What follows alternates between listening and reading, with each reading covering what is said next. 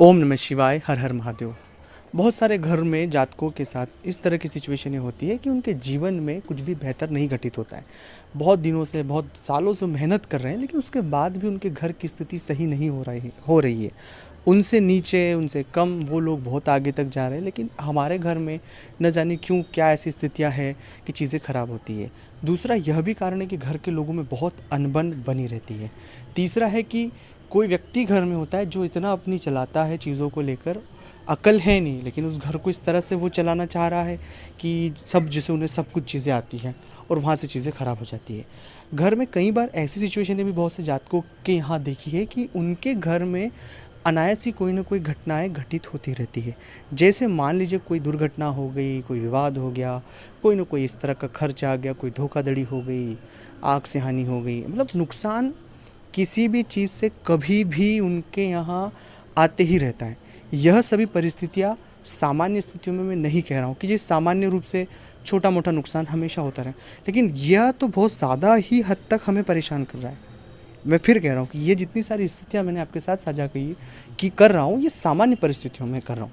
और अगर जो परिस्थितियाँ मैं आपको बता रहा हूँ या आपसे जुड़ी हुई है, जिसमें आप इंक्लूड हो या आपके साथ ऐसा हो रहा है, आपके आसपास किसी व्यक्ति के साथ इस तरह की चीज़ें हो रही है, तो यह वीडियो आपको पूरा देखना चाहिए, क्योंकि यह परेशानी तो मेरा बताने का उद्देश्य था ही सही, जिससे आप समझ पाए, लेकिन समाधान सबसे बड़ी बात होती है कि यह परेशानी बहुत महीनों से, कई बार पीढ़ियों तक चलती है और व्यक्ति उन्हें समझ नहीं पाता है और बस उन हालातों में गुथ जाता है और वो निकल नहीं पाता है, बहुत परेशान हो जाता है, बहुत हताश हो जाता है, निराश हो जाता है, बहुत बार चीज़ें ख़राब हो जाती हैं। ऐसी परिस्थिति अगर किसी भी जातक के साथ है तो मूल रूप से उसे अपने घर में नियमित रामायण का पाठ करना शुरू करना चाहिए। अब मैं ये बात क्यों कह रहा हूँ रामायण का पाठ करने की? जहाँ रामायण का पाठ होता है वहाँ दरिद्रता का नाश होता है। दरअसल घर में बहुत ज़्यादा नकारात्मकता होने की वजह से बहुत ज़्यादा नेगेटिव वाइब्रेशन हमारे घर में हो जाता है। तो रामायण का पाठ करने से, बजरंग बाण का पाठ करने से, हनुमान चालीसा का पाठ करने से, हनुमान चालीसा और बजरंग बाण के पाठ से भी ज़्यादा इफेक्टिव परिणाम जो मिलता है वो रामायण का पाठ करने से। तो रामायण को पढ़ना शुरू करें, अपने घर में नियमित रूप से पढ़ना शुरू करें।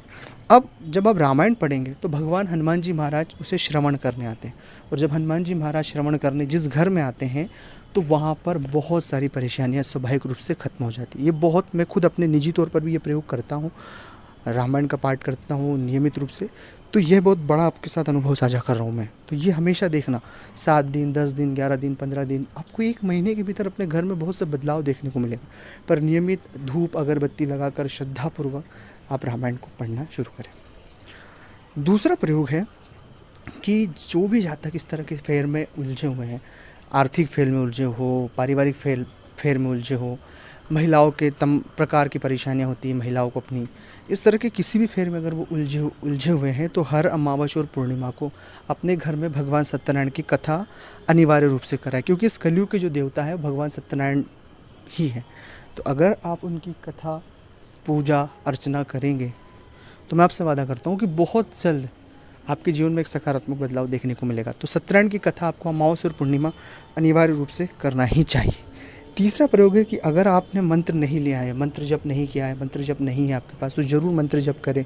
और अगर आप पुरुष हैं तो महिलाओं का विशेष सम्मान करें, महिलाओं से बदतमीजी से बात ना करें, उनसे बहुत सलीके से पेश आएँ, क्योंकि इस कलयुग में जहाँ पर महिलाओं का सम्मान होता है, पूजा होती है, वहाँ ईश्वर का वास होता है। अगर अच्छा लगा हो ये वीडियो तो लाइक करें, शेयर करें, कमेंट्स करें। ओम नमः शिवाय, ओम नमः शिवाय।